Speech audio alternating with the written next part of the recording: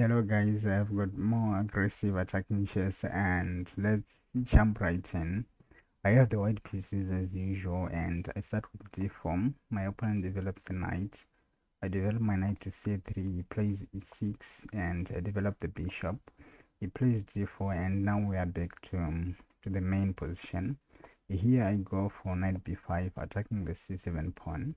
He defends with the knight and I play e3. He attacks my knight.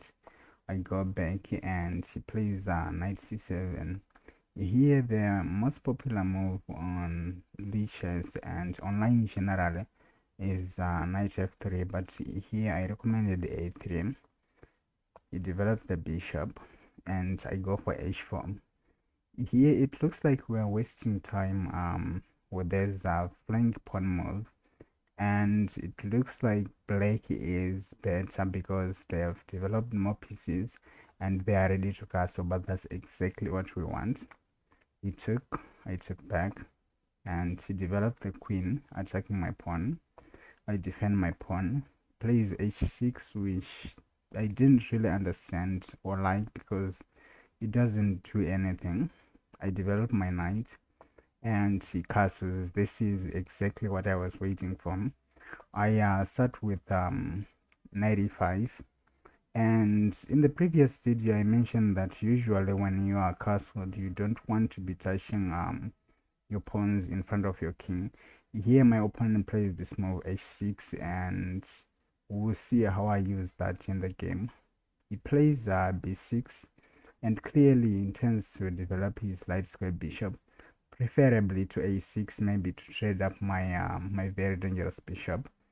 But I go for g4 and the idea is to go g5 and go straight after the king. He moved his knight back and I continued with g5. I'm threatening to take and it doesn't make sense for him to take. He's opening up his king, so he tries to close things down with g5. And here I found a really nice interesting move, g6.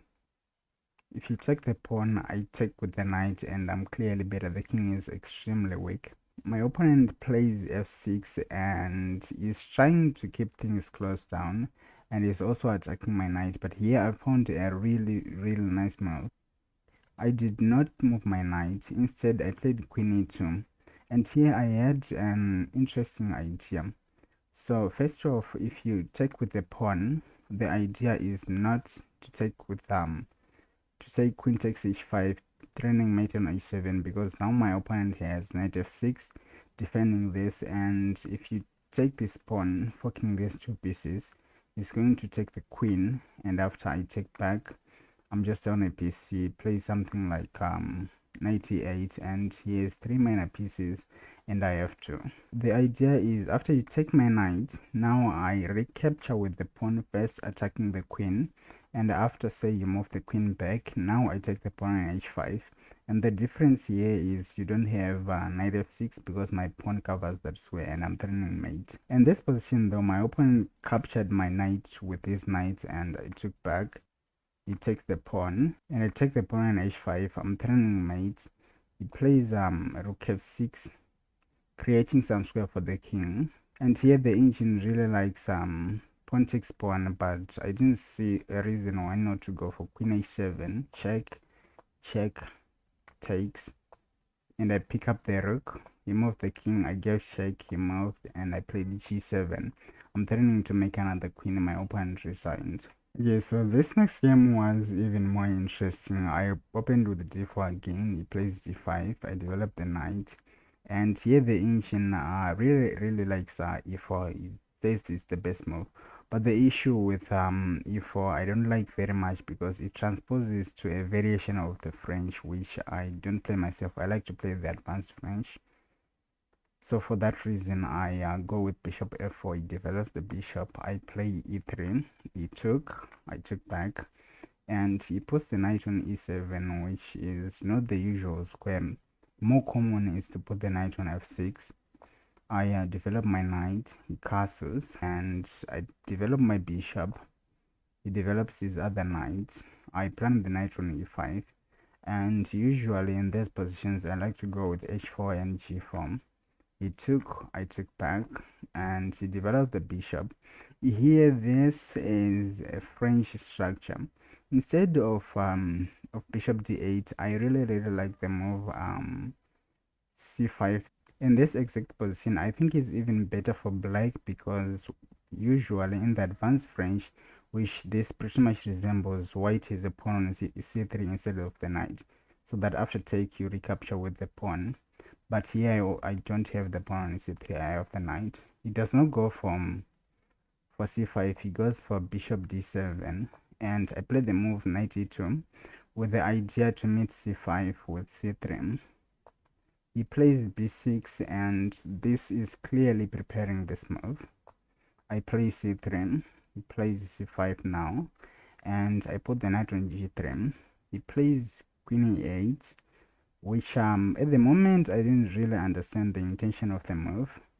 I played queen h5, threatening mate. And this position, my opponent makes a huge mistake.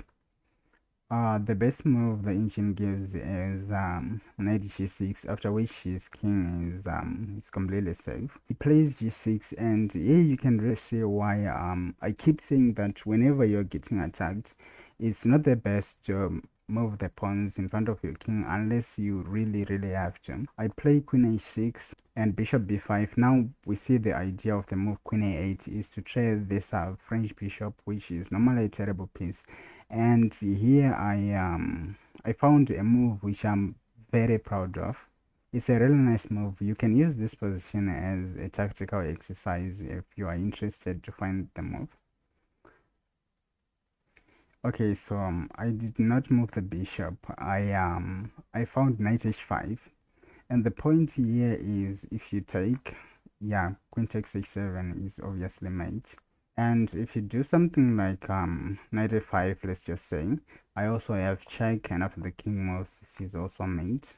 My opponent sees both of those mates and plays pawn f5, but he misses another mate, which I'm sure everyone can see.